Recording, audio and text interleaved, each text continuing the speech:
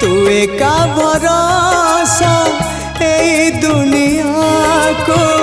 जगत उद्धार पाई अवतरी आसी दे पापनासी सबुरी मंगल पाई माँ तो बिना सहा नहीं तो बिना रहा नहीं तो बिना गति नहीं तो बिना मुक्ति